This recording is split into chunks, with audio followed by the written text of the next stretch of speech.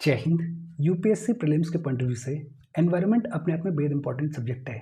Environment का जो static portion है उसको हम ऑलरेडी कॉम्प्रिहेंसिवली कवर कर चुके हैं। आज के सेशन में हम बात करेंगे एनवायरनमेंट के एक बेहद इंपॉर्टेंट टॉपिक रामसर साइट्स के बारे में। और मैं पहले ही बता देता हूँ, हमारे कंट्री में 99 रामसर साइट्स देखने को मिलती हैं। इन सभी 99 रामसर साइट्स के बारे में आज हम बात नहीं करेंगे। हम बात करेंगे 2025 और 26 में जो रामसर साइट्स डेजिग्नेट की गई उनके बारे में। देखो, शुरू करते हैं। सबसे पहले बेसिक सवाल, रामसर साइट्स होती क्या हैं? बेहद सिंपल तौर पे अगर कहें तो Ramsar sites are basically wetlands of international importance. ऐसे वेटलैंड्स जिनको डेजिग्नेट किया जाता है अंडर रामसर कन्वेंशन। और ये जो वेटलैंड्स होते हैं ये अपने आप में बेहद इंपॉर्टेंट होते हैं।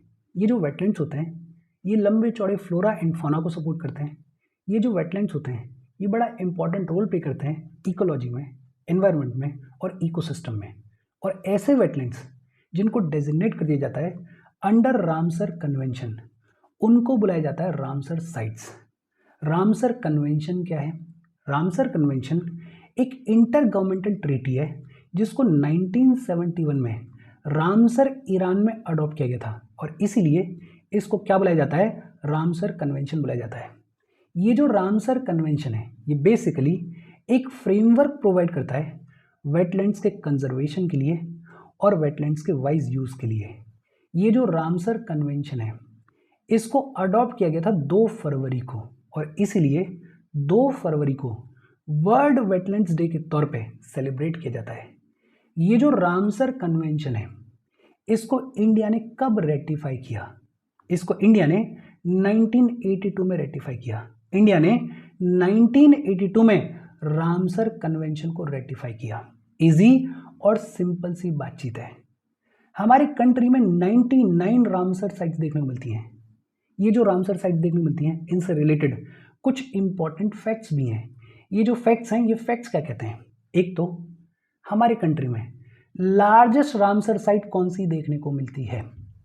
हमारी कंट्री में largest Ramsar site Sundarban wetland है जो कि वेस्ट बंगाल में देखने को मिलता है। तो एक इंपॉर्टेंट चीज, हमारी कंट्री में लार्जेस्ट रामसर साइट कौन सी देखने को मिलती है? सुंदरवन वेटलैंड जो कि वेस्ट बंगाल में लोकेटेड है। हमारी कंट्री में स्मॉलेस्ट रामसर साइट कौन सी देखने को मिलती है? हमारी कंट्री में smallest Ramsar site Renuka lake देखने को मिलती है जो कि हिमाचल प्रदेश में लोकेटेड है।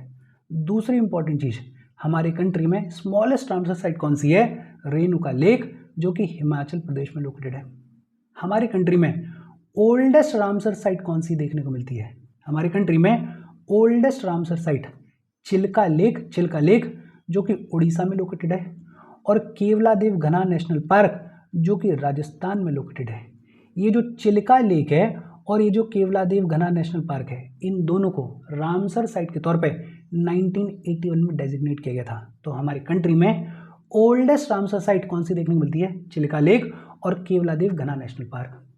हमारे कंट्री के किस स्टेट में सबसे ज़्यादा रामसर साइट्स देखने को मिलती हैं?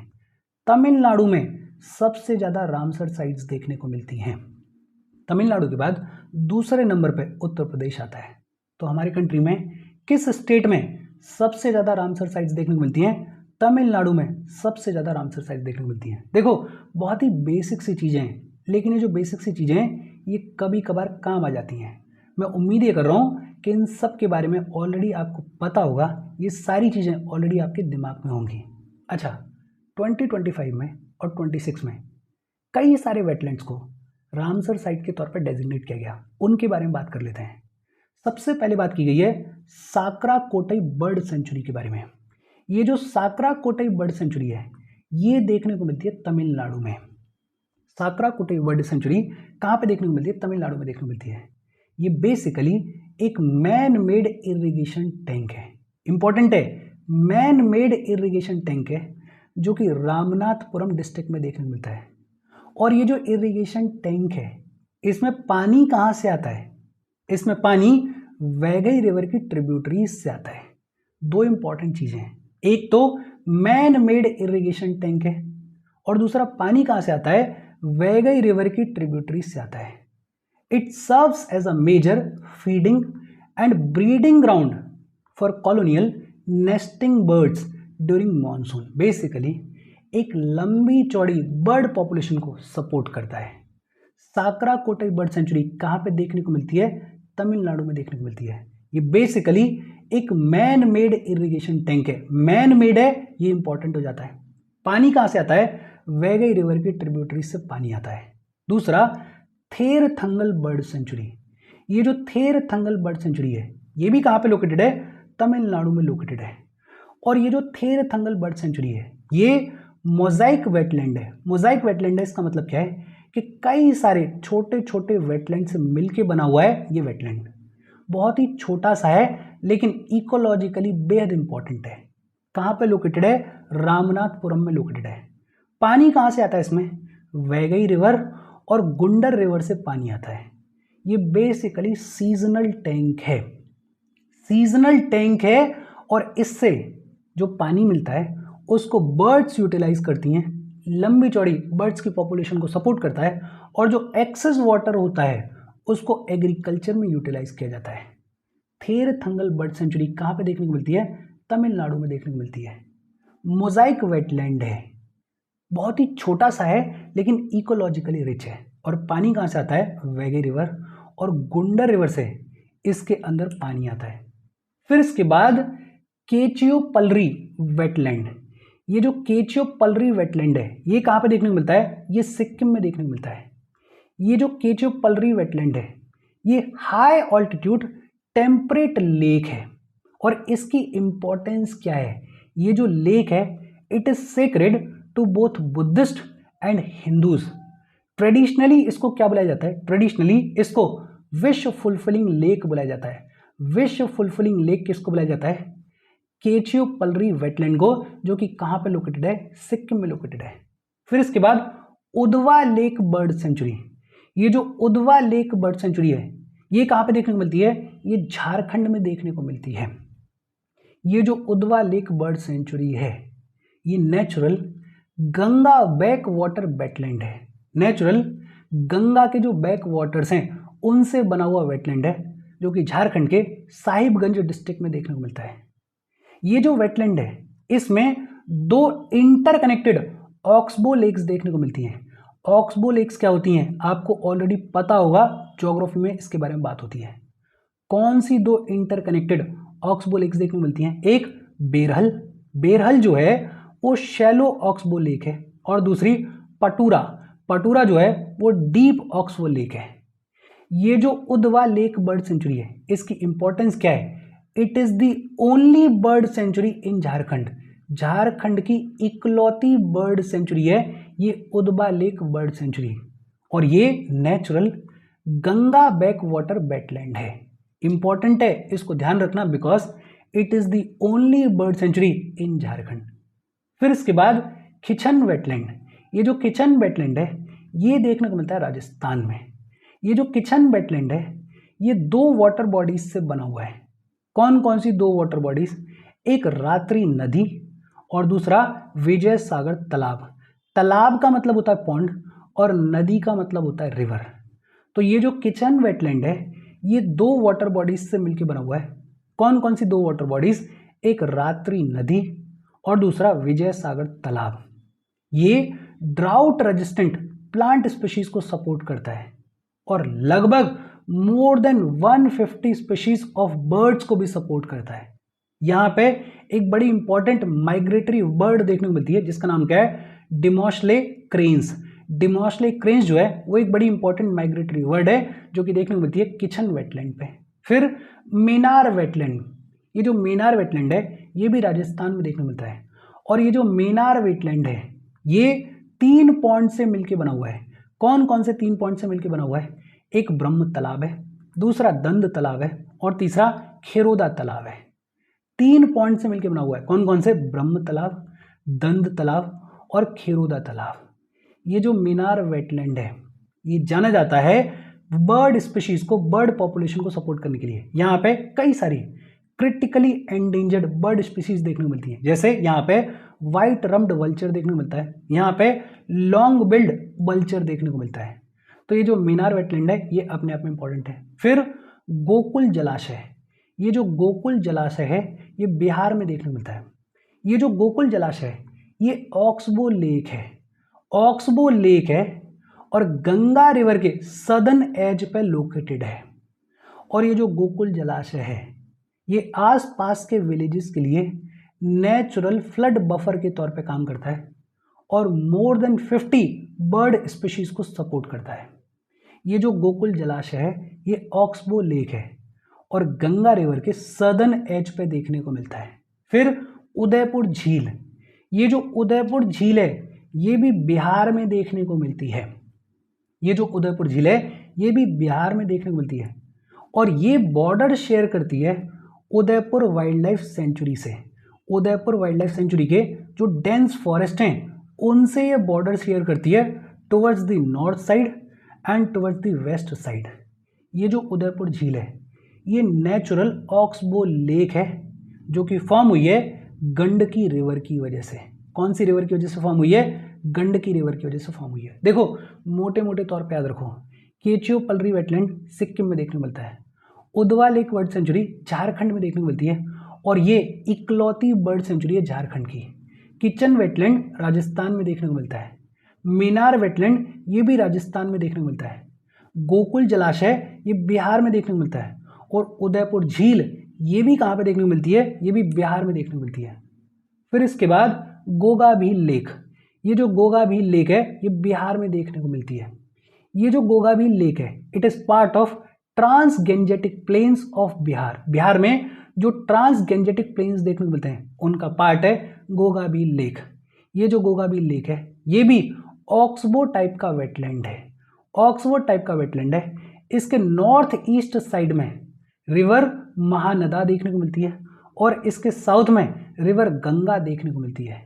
और ये जो गोगाभील लेक है ये बिहार का पहला कम्युनिटी रिजर्व है। इंपॉर्टेंट है, बिहार का पहला कम्युनिटी रिजर्व इसको डिक्लेयर किया गया है। तो Gogabeel lake it is part of trans Gangetic plains of Bihar. ये भी ऑक्सबो टाइप का वेटलैंड है। इसके नॉर्थ ईस्ट में रिवर महानदा देखने को मिलती है और साउथ में रिवर गंगा देखने को मिलती है। और इम्पोर्टेंस क्या है? ये बिहार का पहला कम्युनिटी रिजर्व है। फिर सिलचेर लेक, ये जो सिलचेर लेक है ये राजस्थान में देखने को मिलती है।